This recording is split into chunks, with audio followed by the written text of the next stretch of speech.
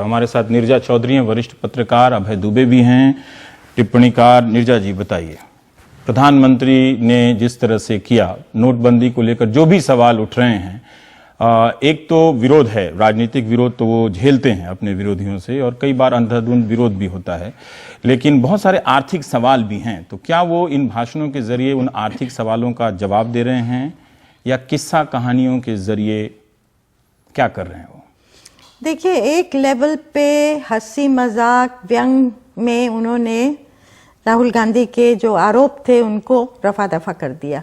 हर punch line पे उनकी audience हंस रही थी। वो एक तरीका है पॉलिटिक्स में अपने विरोधियों को डील करने का। हंसी मजाक किया, उसको एक होता है ना कि क्या बोलते हैं, रिडिक्यूल अंग्रेजी का शब्द है। Ridicule is the best way of dealing with something. उपहास उड़ा देना जिसमें, हाँ, उपहास उड़ा देना, वो किया। खिल्ली उड़ा देना, बिल्कुल। लेकिन ये जो है ना, इसकी सीरियसनेस जो आरोप की है वो है कि चार्ज आरोप प्रधानमंत्री के खिलाफ है। प्रधानमंत्री एक इंस्टीट्यूशन है, एक इंडिविजुअल। दोनों बातें, एक तो जो राहुल गांधी ने आरोप लगाए हैं और दूसरा जो वो बोल रहे हैं वो दूसरी चीज है। हाँ, मैं डिमोनेटाइजेशन वाला भी ठीक है। हाँ, दोनों। एक जो आरोप लगाया है वो एक इंस्टीट्यूशन रिप्रेजेंट करते हैं, हम सबको रिप्रेजेंट करते हैं। जो आरोप लगाने वाला है वो भी एक इंस्टीट्यूशन है, वो नंबर 2 है आज देश का। आप उसको पसंद करिए नहीं पसंद करिए, राहुल गांधी इंडिविजुअल जो भी हो सकता है, भूकंप की बात कर सकते हैं और चीजों की बात कर सकते हैं जिसकी खिल्ली उड़ाई जा सकती है, लेकिन वो सबसे बड़ी पार्टी, पार्लियामेंट के अंदर पार्टी और देश के अंदर जो फैली हुई पार्टी है, बहुत पुरानी पार्टी है, उसके डी फैक्टो आज लीडर हैं। वो एक आरोप ये लगा रहे हैं, सीरियस आरोप है। कहीं ना कहीं एक लोकतंत्र में प्रधानमंत्री की तरफ से जब ऐसा चार्ज लगता है नंबर 2 द्वारा नंबर 1 के ऊपर, तो कहीं ना कहीं बनता है जनता को रीअश्योर करने के लिए कि प्रधानमंत्री की तरफ से एक रिस्पॉन्स आए। वो एक पहली बात है। दूसरा है जो कि आप कह रहे हैं, भाषा का जो इस्तेमाल है। भाषा का इस्तेमाल जो है, अब देखिए, नोटबंदी को लेके प्रधानमंत्री का संसद में नहीं आना ये बहुत बड़ी चीज है। इतना बड़ा कदम जो कि देश के मतलब 100% लोगों को छू रहा है। आप हवाला को डील करते एक छोटे ग्रुप को करता, बेनामी प्रॉपर्टी को डील करते एक छोटे ग्रुप को करता, काले धन से आप जूझते, लेकिन ये ऐसा कदम था जो हर इंसान को छुआ है। किसी ना की परेशानी है, लोगों के सवाल हैं, तो प्रधानमंत्री ने कहा 4-5 लोगों को मालूम था, वही इसके ऑथर हैं। तो कहीं ना कहीं क्या वो पार्लियामेंट में आना नहीं चाहिए था इसके जवाब देने? अब वो आप कह रहे हैं कि पर आने के बजाय वो कह रहे हैं कि वहां तू मैं हो रही थी, और जो पाकिस्तान का जो उन्होंने उदाहरण चुना है, मुहावरा चुना है, क्या वो उचित था उनके जैसे व्यक्तित्व के लिए कि ये तो बहुत संसद में मौजूद लोगों को, संसद में जो मौजूद हैं वो हर कोई तू मैं करता है, हम कह सकते हैं किसी का भी, लेकिन क्या उन सांसदों के बहसबाजी की तुलना, देखिए वही, क्या वो ये पाकिस्तानी सेना की तरह आतंकवादियों की मदद कर रहे थे? खिल्ली उड़ाना एक्सेप्टेबल है, अब विरोधी की खिल्ली उड़ाना एक्सेप्टेबल है, लेकिन ये कहना कि जो आपको क्रिटिसाइज कर रहा है, जो आपकी पॉलिसीज की निंदा करना चाहता है, उसमें खामियां बता रहा है, वो देशद्रोही है बाय इन्वेंडो। तो पाकिस्तानी सेना से कंपेयर करने का मतलब ही वही हुआ ना। तो क्या आप इक्वेट कर रहे हैं देश को सरकार से? जो सरकार के खिलाफ, सरकार की पॉलिसी के खिलाफ बोलने जा रहा है वो देशद्रोही है। ये तो बहुत ही खतरनाक सोच है एक लोकतंत्र में। अभय जी, मैं जानना चाहता हूँ कि बहुत सारे सवाल हैं, ठीक है, अब इसमें 2 वक्ता हैं और दोनों के बीच एक लाइव मैच जैसा चल रहा है। या तो जैसे पहले नरेंद्र मोदी ये करते थे, जब उनकी अगली रैली होती थी तो तुरंत वो पता करते थे कि पीछे की रैली में उनके विरोधियों ने क्या कहा और तुरंत जाके जवाब दे दिया, उसी वक्त उसी दिन उस हिसाब कर देते थे। आजकल राहुल गांधी भी वही करने लगे हैं। पर मैं ये जानना चाहता हूं कि हम राहुल गांधी के भाषण और उनसे शैली पे भी बात करेंगे कि उसमें कितनी गरिमा है, कितना तथ्य है, लेकिन क्या एक प्रधानमंत्री से ये उम्मीद करना सही होगा कि वो जब भी बोले वो फैक्ट पर बोले? मतलब अगर वो पूर्व प्रधानमंत्री की भी तुलना कर रहे हैं तो उन्होंने जो कहा है मतलब उसको सामने रखते हुए उसकी धज्जी उड़ाएं तो हमें भी कुछ जानने सीखने का मिलेगा। इसमें क्या है, मतलब वो इस तल्खी से तल्ख हो गए हैं क्या? मतलब विरोधी जिस तरह से उन पे तल्ख से हमला करते हैं उससे तल्ख हो गए हैं? देखिए, नरेंद्र मोदी की राजनीति का जो मुख्य स्वर है वो कड़वाहट है, वो तल्खी है। पहले दिन के साथ में जब से वो प्रधानमंत्री पद के उम्मीदवार बने हैं तब से भारतीय राजनीति में बहुत तल्खी आ गई है। पक्ष विपक्ष के बीच इतनी तल्खी है, कोई एक दूसरे को कोई भी एल्बो रूम गुंजाइश देने के लिए तैयार नहीं है। तो तल्खी तो इस राजनीति का मुख्य स्वर है और वो हम लोगों को दिन प्रतिदिन दिखाई पड़ता है। दो बातें जो मैंने इसके अंदर पूरे मसले के अंदर डिकोड की हैं वो ये हैं, वो मैं सभी के लिए कह रहा हूं कि आज के नेता अपने समर्थकों के बीच बोलते हैं केवल, और संसद में न बोलना, केवल अपनी रैलियों में और अपने कार्यक्रमों में बोलना, इस चीज का सबसे बड़ा उदाहरण है। संसद में आप बोलते हैं तो अपने विरोधियों के सामने भी बोलते हैं। आज के नेता सिर्फ अपने समर्थकों के बीच में बोलते हैं, चाहे राहुल गांधी अपने समर्थकों, वही प्रेस के साथ भी अपने समर्थकों को इंटरव्यू देते हैं, अपने सब लोग अपने समर्थक पत्रकारों से बातचीत करते हैं। यही प्रक्रिया चल रही है। दूसरी बात यह है कि राजनीति आमतौर पर सरलीकरण का खेल होती है। राजनीति में बहुत पेचीदा बातों को बहुत सरल करके, जिसको हम सोशल साइंस की लैंग्वेज में वल्गराइजेशन कहते हैं, मतलब उसका मतलब अश्लीलीकरण नहीं, उसका मतलब सरलीकरण है। सरलीकरण का खेल है, चाहे वो मार्क्सवादी हो चाहे वो कोई हो। जो राजनीति अपने आप को सरलीकृत रूप में पेश नहीं कर पाती, राजनीति नहीं बन पाती, वो किताबों में कैद रह जाती है। तो लेकिन आज हम देखते हैं कि सरलीकरण का सबसे घटिया रूप हमारे सामने लाया जा रहा है, चाहे पक्ष से लाया जा रहा हो चाहे विपक्ष से लाया जा रहा हो। तो ये बड़े पैमाने पर दोनों तरफ से जारी है और हमें इनसे कतई उम्मीद नहीं करनी चाहिए कि अपने भाषणों द्वारा कोई जन शिक्षण का कर्तव्य निभाएंगे या राजनीति को समृद्ध करेंगे या ऐसा कोई वक्तव्य या भाषण, ऐसी कोई वक्तृता दिखाएंगे जो कि इतिहास में दर्ज हो। ऐसा लोगों से उम्मीद करना बेकार मतलब है। ये भारतीय लोकतंत्र के पक्ष हो विपक्ष हो, भारतीय लोकतंत्र के सबसे कमतर नेताओं का जमाना है। और ये बात कहते हुए और आपके चैनल पे कहते हुए मुझे बहुत अफसोस हो रहा है, और मेरा मानना है कि नीरजा जी मेरी इस बात से इत्तेफाक रखेंगी। दूसरी बात यह है कि क्या प्रधानमंत्री को क्या करना चाहिए, राहुल गांधी को क्या करना चाहिए। मेरा मानना यह है कि इस घटियापन की जो प्रतियोगिता है उसमें इस वक्त राहुल गांधी ने थोड़ी सी बाजी मार ली है, और वो बाजी इस रूप में मार ली है कि पहले तो उनकी बात का नोटिस ही नहीं लिया जाता था।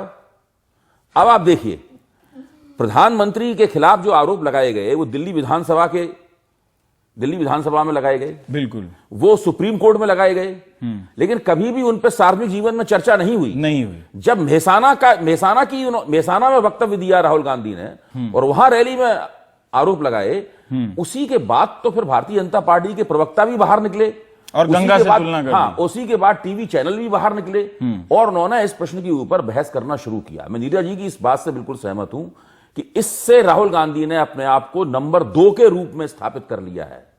वो नंबर 2 के रूप में जो नंबर 1 के ऊपर चोट कर रहे हैं, अब बॉल नंबर 1 के कोर्ट में पूरी तरीके से चली जाती है। पर उनका तो विरोधी जो है नंबर 1 की उनका मजाक उड़ा रहे हैं लगातार। नहीं, ठीक है। देखिए, आपको याद होगा जब अटल बिहारी वाजपेयी की तूती बोलती थी, उस वक्त सुषमा स्वराज ने एक टीवी के कार्यक्रम में कांग्रेस के अत्यंत भद्र शिष्ट और बुजुर्ग नेता विट्ठल गाडगिल का बहुत मजाक उड़ाया था। इतना मजाक उड़ाया था कि बिल्कुल वो पूरा कार्यक्रम बहुत ही नाखुशगवार बन गया था। अटल बिहारी वाजपेयी उस बार चुनाव भी जीत गए थे।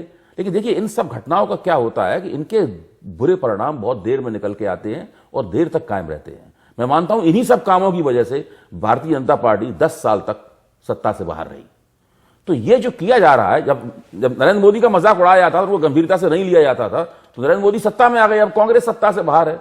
अब नरेंद्र मोदी खुद ये काम कर रहे हैं जो आपने अपनी भूमिका में कहा भी, तो इसका भारतीय जनता पार्टी को बड़ा नुकसान होगा। मोदी जी को यह करने की कोई आवश्यकता नहीं है।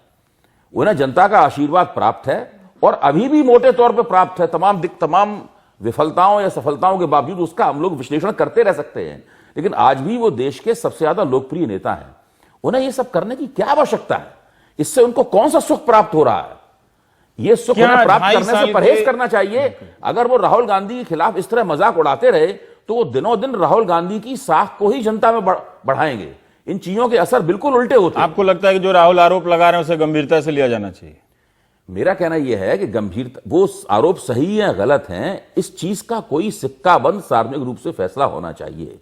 एक पुरानी कहावत है कि जो नेता है, जो सबसे बड़ा नेता है, उसे न केवल ईमानदार होना चाहिए बल्कि ईमानदार दिखना भी चाहिए। इसलिए जब आरोप लगता है तो उसका पहला काम यह होता है कि वो अपने आप को ईमानदार, अपनी ईमानदारी का दावा करे और ये कहे कि हम गंगा के समान पवित्र हैं या हम देवताओं के समान पवित्र हैं, इसमें कोई बुराई नहीं है, लेकिन साथ में जांच भी बैठा दे। ये इस जांच से हमारी पवित्रता की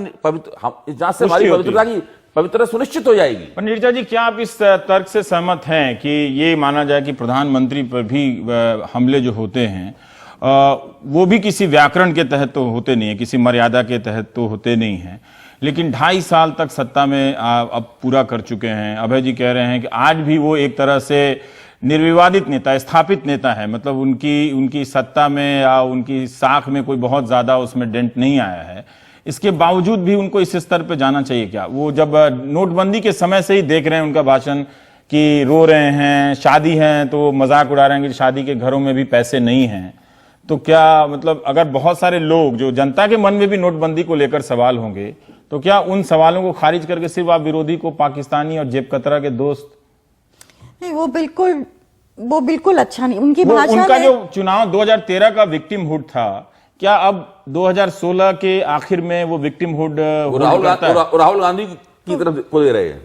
देखिए, मैं अग्री करती हूँ इनसे कि आपको याद होगा मोरारजी देसाई जब प्रधानमंत्री बने थे तो 70s की बात है, तो बार बार वो इंदिरा गांधी की बात करते रहे 2.5 साल, और 80 में इंदिरा गांधी वापस आ गई। इतना उसको बड़ा बना दिया, शाह कमीशन, मतलब उनको टारगेट करना, बिल्कुल सदस्यता छीन लेना, तो एकदम पीछे जो पड़ गए ना हाथ धो के।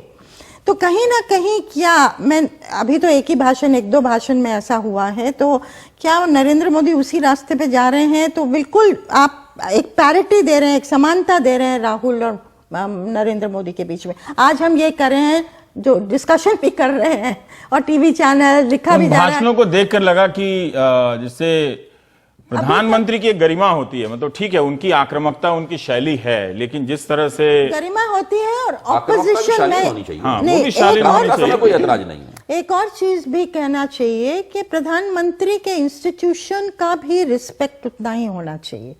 क्यों मैं नहीं कह रही राहुल गांधी, अब सुप्रीम कोर्ट में ये चल रहा है, राहुल गांधी ने एक पॉलिटिकल रैली में कहा, उठाया, बार बार उठा रहे हैं, पॉलिटिकल कारणों से उठा रहे हैं ये आरोप, और क्योंकि चुनाव आ रहे हैं, हमको भी मालूम है यूपी में सब होने वाला है, तो चार्जेस जब आप लगाते हैं तो उसकी एक जिम्मेदारी होनी चाहिए। एक जिम्मेदारी, क्योंकि प्रधानमंत्री आपको अच्छे लगे बुरे लगे, देश के प्रधानमंत्री, उनकी उस जब पर्सनल चार्ज लगाते हैं तो गरिमा होती है और बहुत फूक के कदम रखने की जरूरत होती है उसमें। लेकिन अगर चार्ज लग गया नंबर 2 द्वारा तो फिर जिम्मेदारी उधर शिफ्ट उधर से है कि आप उसको रिस्पॉन्ड करके कहिए कि सही नहीं है, उतना ही काफी है इस समय। मैं तो प्रोब तक भी नहीं जाऊंगी कि जांच करिए, जांच कराएं तो अलग चीज है, एक जवाब उनकी तरफ से आना चाहिए। मैं इसमें शामिल नहीं। देखिए, अभी एक वकील हैं संजय हेगड़े साहब, हम लोगों के मित्र हैं, उन्होंने एक सुझाव दिया था कि भारतीय जनता पार्टी को चाहिए कि राहुल गांधी के खिलाफ मानहानि का मुकदमा कर दे, जो पहले के दौर में हुआ था। जो पहले के अरविंद केजरीवाल के खिलाफ जेटली जी ने। देखिए, दूसरी एक और बात ध्यान रखने की है, आप अरविंद केजरीवाल की शख्सियत को देखिए, यहां उनके नाम के जिक्र की जरूरत नहीं है, लेकिन प्रसंग इस तरह का है। भारतीय जनता पार्टी के प्रवक्ता उन्हें लगातार झूठा, चोर, दोगला और भगोड़ा कहते रहे। भारतीय जनता पार्टी के प्रवक्ताओं ने ये 4 उपमाएं अरविंद केजरीवाल के लिए एक बार नहीं, सैकड़ों बार दी। नतीजा क्या हुआ? उनके प्रवक्ताओं ने भी कम नहीं किया, बीजेपी और मोदी जी। मैं दूसरी बात कह रहा हूं, इससे केजरीवाल को बहुत लाभ हुआ। वो लगातार राजनीति में उनका जो उत्थान हुआ है, उसमें भारतीय जनता पार्टी के इतना सिंपल क्यों है भारत की राजनीति में कि आप कुछ भी किसी को आरोप लगाते चले जाइए और जिस पे आरोप लगता है वो राइज कर जाता है? नहीं, देखिए, अगर आरोप में दम है, देखिए कांग्रेस की सरकार पर जो आरोप लगते थे भ्रष्टाचार विरोधी आंदोलन में, उससे कांग्रेस को लाभ नहीं हुआ। अगर आपके आरोपों में दम है तो उससे लाभ नहीं होगा। मेरा एक सवाल है, आरोपों में दम नहीं है तो लाभ होगा। एक मैं नकल देख रहा हूं इसमें, नोटबंदी के दौर में मैं देख रहा हूं कि जब प्रधानमंत्री बोलते हैं कि वो काले धन को मिटाने की बात करते हैं, ये काले धन की बात करते हैं। ठीक इंदिरा गांधी इसी तरह से बोलती थी कि मैं गरीबी मिटाने की बात करती हूं, और ये कहते हैं इंदिरा हटाओ की बात करते हैं। अब राहुल गांधी भी उनकी एक शैली की नकल कर रहे हैं, जहां प्रधानमंत्री जाते हैं तो कहते हैं वीरों की धरती को मेरा प्रणाम, और इस पे हम बात करेंगे। ब्रेक लेंगे, लेकिन ब्रेक के बाद हम इस पे बात करना चाहते हैं। ये एक दूसरे की नकल करते करते अगर दोनों एक जैसे हो जाएंगे तो भारतीय राजनीति कितनी नीरस हो जाएंगी।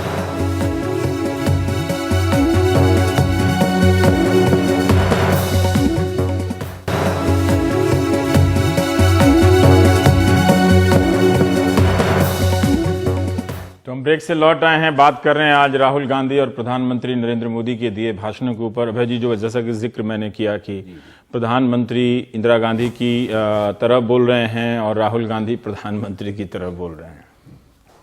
देखिए, आमतौर पर भाषण देने का पैटर्न, कुछ भाषण देने के 2-3 सेट पैटर्न हैं और सब लोग उन्हीं सेट पैटर्न्स में भाषण देते हैं। इसलिए ये मानना कि ये इसकी नकल कर रहा है, ये उचित नहीं है। अब ऐसे मान लीजिए कोई उत्तर प्रदेश का नेता पंजाब जाएगा तो वहां पे वो सिख गुरुओं को याद करेगा। मैंने सब अपने अपने फॉर्मूले पे क्यों नहीं टिके हुए? नरेंद्र मोदी का अपना फॉर्मूला है, इतने साल से वो गुजरात से लेके देश के चुनाव में एक चुनाव तो जीते ही, तो अपने फॉर्मूले पे टिके रहे ना। इंदिरा गांधी के स्लोगन की फोटोकॉपी, राहुल गांधी तो अभी तक तो नहीं बोलते थे कि यहां आए, मैं गांधी की धरती पे आया हूं, मैं यहां आया हूं। वो नरेंद्र मोदी की अपनी शैली है कि झांसी गए तो वीरांगना की धरती है, मैं प्रणाम करता हूं, ये करता हूं, ये सब बोलते मुझे आपको ये बात लग रही है, लेकिन मुझे लगता है कि 2-3 सेट पैटर्न हैं और उन्हीं की अदला बदली होती रहती है। वक्त और जरूरत के हिसाब से लोग उन पैटर्न्स को, उन प्रारूप भाषण देने के उन प्रारूपों को अपना लेते हैं।